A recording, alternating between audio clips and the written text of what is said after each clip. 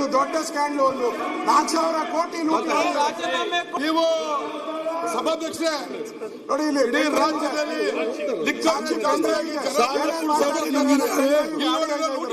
ದಯವಿಟ್ಟು ಅವಕಾಶ ಮಾಡಿಕೊಡಿ. ಪೆನ್ ಡ್ರೈವ್ ಇದೆ ಇದರಲ್ಲಿ. ಚರ್ಚೆ ಮಾಡಿ. ಇಲ್ಲ, ಅಬಕಾರಿ ಸಚಿವರು ಇಲ್ಲೇ ಕೂತಿದ್ದಾರೆ, ದಯವಿಟ್ಟು ಚರ್ಚೆಗೆ ಅವಕಾಶ ಕೊಡಬೇಕು ಸಭಾಧ್ಯಕ್ಷರೇ.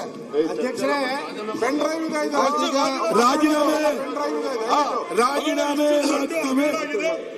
ಮಾನ್ಯ ಮುಖ್ಯಮಂತ್ರಿಗಳು ರಿಸೈನ್ ಕೊಡ್ರಿ. 22 ಜನವರಿ 2026ರಂದು ವಿಧಾನಮಂಡಲದ ಸದಸ್ಯರುಗಳನ್ನು ಉದ್ದೇಶಿಸಿ ದಯಪಾಲಿಸಿದ ಭಾಷಣಕ್ಕಾಗಿ ಸಚಿವರು ರಾಜೀನಾಮೆ ಕೊಡಬೇಕು.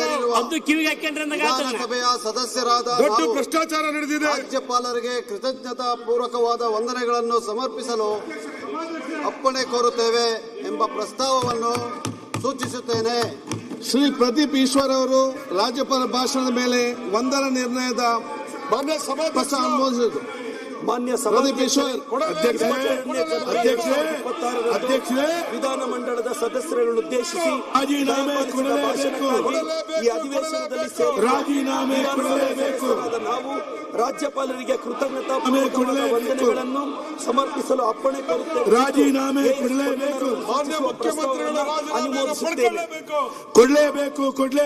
ರಾಜೀನಾಮೆ ಕೊಡಲೇಬೇಕು. ಮಾನ್ಯ ಮುಖ್ಯಮಂತ್ರಿಗಳ ರಾಜೀನಾಮೆ ಪಡೆದುಕೊಳ್ಳಲೇಬೇಕು. ರಾಜೀನಾಮೆ ಕೊಡಲೇಬೇಕು. ರಾಜೀನಾಮೆ ಕೊಡಲೇಬೇಕು. ಕೇರಳ ಚುನಾವಣೆಗೆ ಕಲೆಕ್ಟ್ ಮಾಡ್ತಾ ಇರೋದು. ಕೇರಳ ಚುನಾವಣೆಗೆ ಹಣ ಮಾಡ್ತಾ ಇರೋದು. ಈಗ ಸದನವನ್ನು ರಾಜೀನಾಮೆ ಅವ್ರು ಹೇಳಿದ್ದಾರೆ 2 ಗಂಟೆ 15 ನಿಮಿಷಕ್ಕೆ ಅಬಕಾರಿ ಸಚಿವರೇ ರಾಜೀನಾಮೆ ಕೊಡ್ರಿ. ಅಬಕಾರಿ ಸಚಿವರು ರಾಜೀನಾಮೆ ಕೊಡ